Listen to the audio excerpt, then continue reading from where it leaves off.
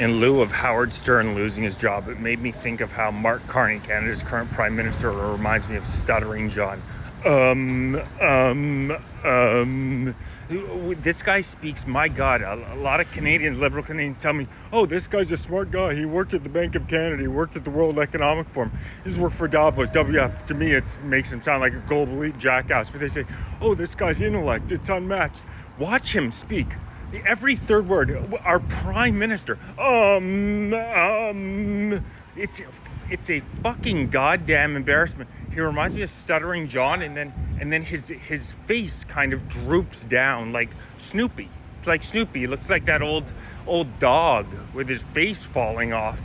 The fact that we as Canadians are proud to have this man, so many Canadians are proud to have this man as our prime minister, just shows me how far we have fallen. We used to be a prideful, strong nation that freedom of expression, freedom of religion, our Canadian freedoms were what made us so unique. And now this bureaucratic bore is the man who represents us on a world stage. It's so embarrassing. Do Canadians really like this guy, this mix of Snoopy and Stuttering John, who we have as prime minister? Like I said, the guy also has, look into his eyes once. The dead eyes if I've ever seen him. My God, he is so transparently evil. Right now, I'm just going to give you a couple examples of a few of the insane policy proposals he has. He's trying to pass Bill C-63, the so-called Online Harms Act, which would allow the government to put you under house arrest and give you an ankle bracelet for if you are reported that it is likely you are to commit a hate crime in the future. I kid you not, this is even worse than the UK speech laws. They can throw you in prison if they believe you're likely to post something hateful in the future. It's insanity. And look into the bill, that's actually in the bill. You can get lifetime imprisonment for so-called incitement to genocide.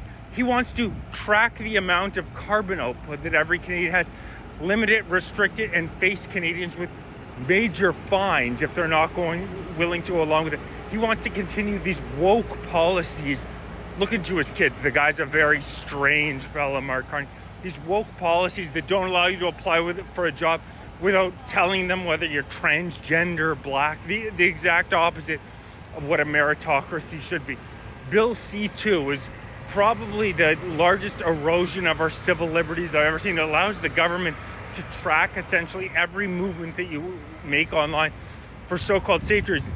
This guy, Mark Carney, while he may come in a bland, boring suit, this is an evil, authoritarian, tyrannical, pathetic little man.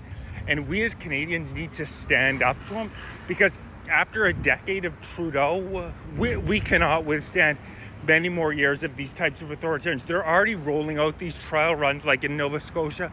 They've just banned people from going in the woods for the next 2 months, which I guarantee you is just a test run of the more authoritarian junk they're going to be rolling out. They want to roll out these so-called 15-minute cities, restrict our movement, control everything.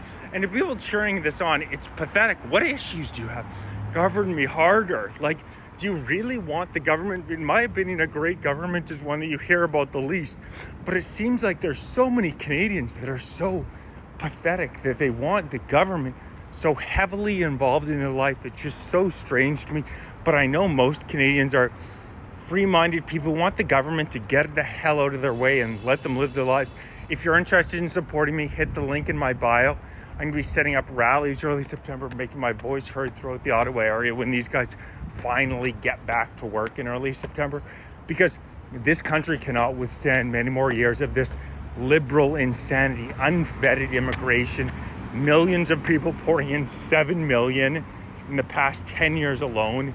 It's true craziness, and real Canadians need to, the time is now to stand up and fight back.